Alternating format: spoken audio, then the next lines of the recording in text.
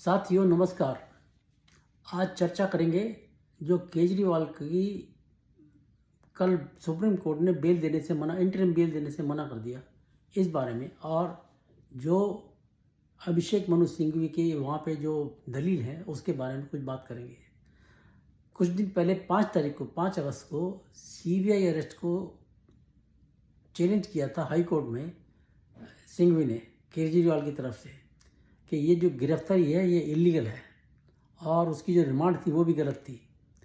High court की जज नीना बंसल ने उसकी जो पिटीशन थी उसको खारिज कर दिया। अब ये भाग लिया सीधा सुप्रीम कोर्ट में।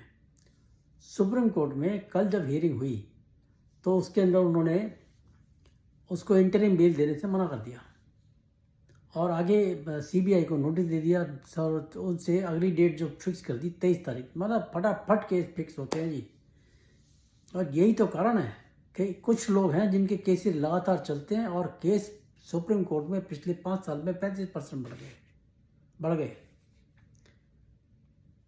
अब आपको बताते हैं कि इसके दूसरे केस में क्या हुआ कि 20 जून को ईडी के केस में ट्रायल कोर्ट ने इसको बेल दे दी, और जिस तरह से दी बेल वो तो हर जगह जाहिर है कि गलत सलत बेल दी थी। मेरे पास पढ़ने का टाइम नहीं है और फिर भी बेल दे दी उसको, डॉक्यूमेंट्स पढ़े नहीं और बेल दे दी जस्टिस सेशन जज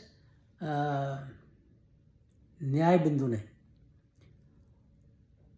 ईडी तुरंत हाईकोर्ट पहुंच गई, हाईकोर्ट ने उसको स्टे कर दिया और बाद में वो स्टे जो किया उसको उन्होंने कंफर्म कर दिया कि हमने बिल्कुल ठीक स्टे किया है। वो मामला भी सुप्रीम कोर्ट पहुंचा।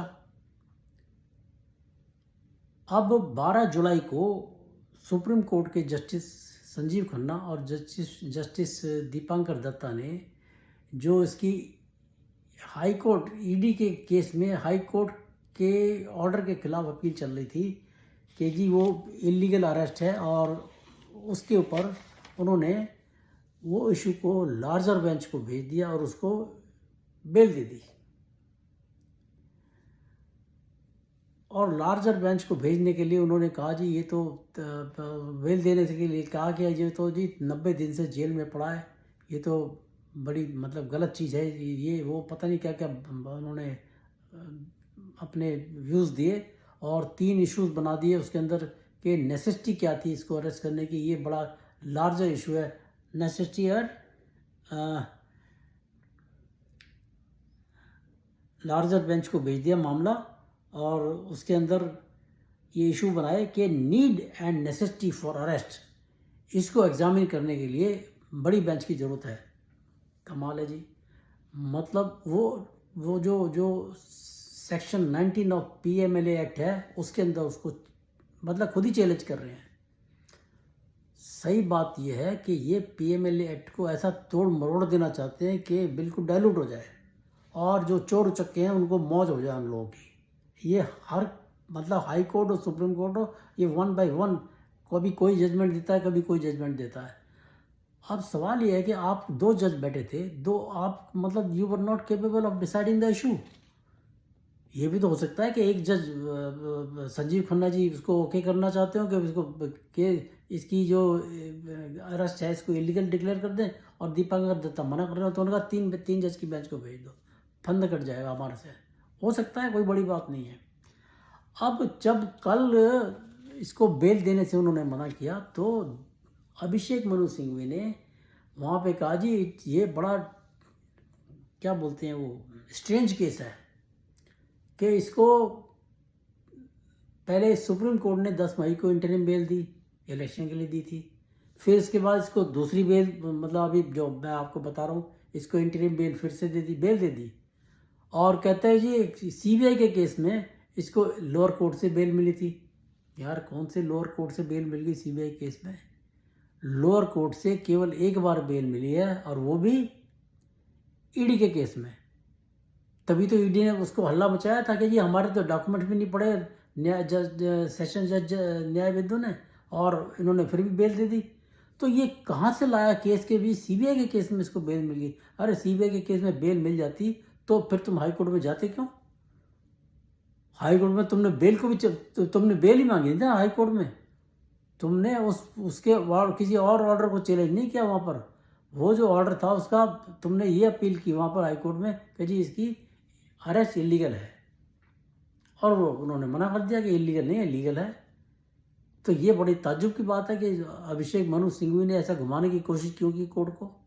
ये तो it is a misrepresentation of fact before the supreme court. और कहता है कि देखिए मज़े की बात, क्या आर्गूमेंट बड़े तगड़े देते हैं जी, वो बड़ा काबिल वकील है वो। कहता है जी सीबीआई ने जब केस रजिस्टर किया था तो उसके 1 साल 10 महीने के बाद सीबीआई ने उसको अरेस्ट किया। When there was no need of arresting, arrest करना था तुरंत तभी अरेस्ट करते जब केस रजिस्टर किया था। अब भाई साहब आप ये देखिए कि सीबीआई ने केस रजिस्टर किया तो तुम पूछ रहे हो कि जी 1 साल 10 महीने के बाद क्यों अरेस्ट किया। और ईडी ने 5 महीने तक नो नोटिस दिए, उसको समन दिए, वो नहीं आया।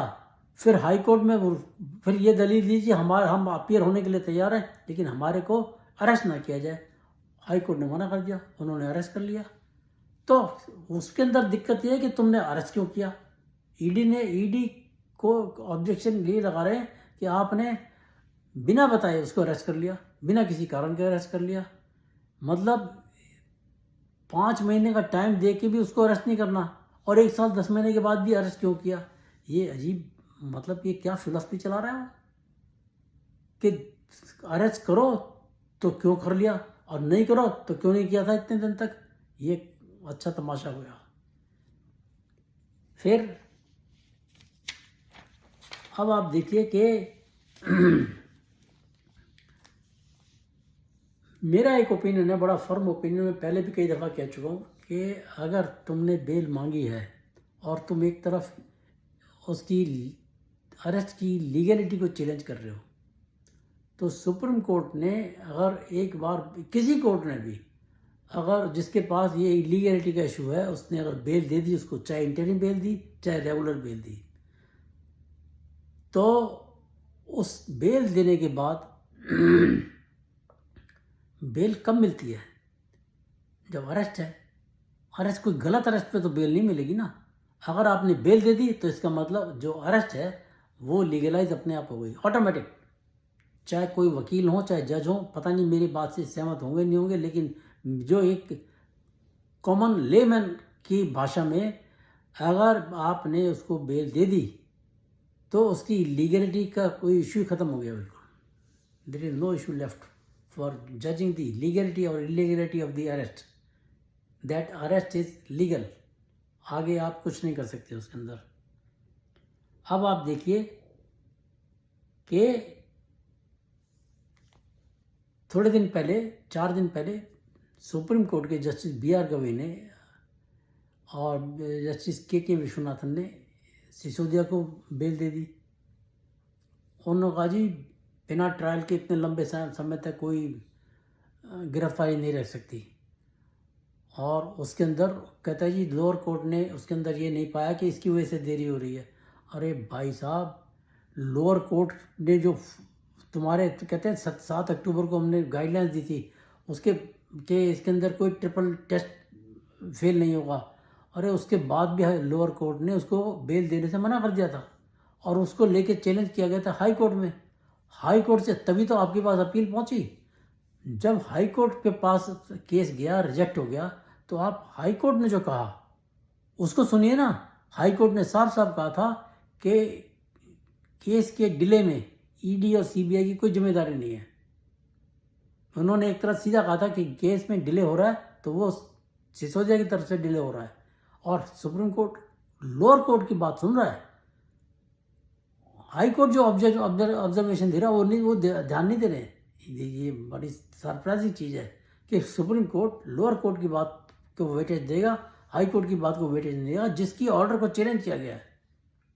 और फिर क्या कह रहे हैं गवई साहब कि भाई अपना पासपोर्ट जमा कर देना, 2 दिन थाने में हाजिरी लगा देना हफ्ते में, और देख बेटा सिसोदिया किसी गवाह को इन्फ्लुएंस मत करना। हाँ जी नहीं करूँगा जी, मैं तो बहुत शरीफ आदमी, हम तो बहुत कट्टर ईमानदार हैं।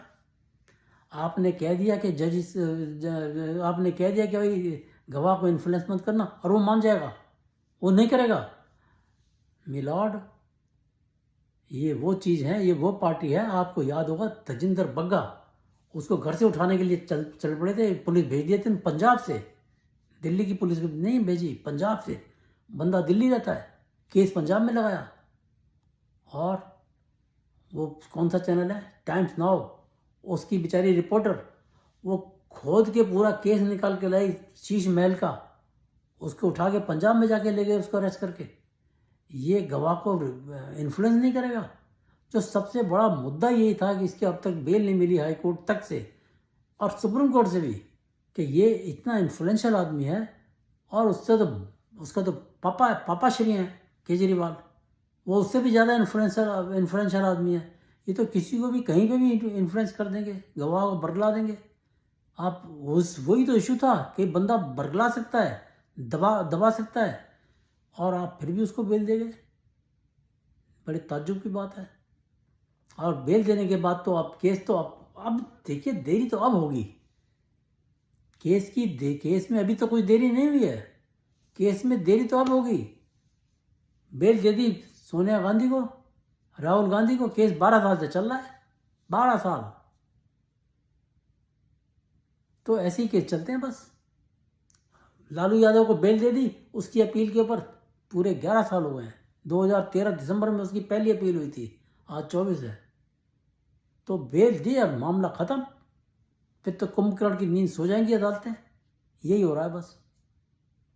खैर, ये जो मैं आपको आज बातें बताई हैं, ये बड़ी गंभीर बातें हैं। सबसे बड़ी बात है, ये अभिषेक मनु सिंघवी तो अपनी फीस का मीटर चला रहा है, लेकिन वो और फिर मतलब ये मीटर चला के अपना, आज तो मैं तो बड़ा साफ ऑब्जर्व किया, ये तो सुप्रीम कोर्ट को भी मिसगाइड कर दिया इसने, कि जी सीबीआई के केस में लोअर कोर्ट ने इसको बेल दे दी थी। गलत बोल गया ये। सुप्रीम कोर्ट को संज्ञान लेना चाहिए इस बात का, इसको आड़े हाथों लेना चाहिए कि तुम गलत क्यों बोलते हो। सीबीआई के केस में किसी में उसको बेल नहीं मिली लोअर कोर्ट से। तो मेरा इतना ही कहना है, आप मेरे कंटेंट्स को लाइक कीजिए, शेयर कीजिए और मेरे चैनल को सब्सक्राइब कीजिए। नमस्कार, जय हिंद, भारत माता की जय।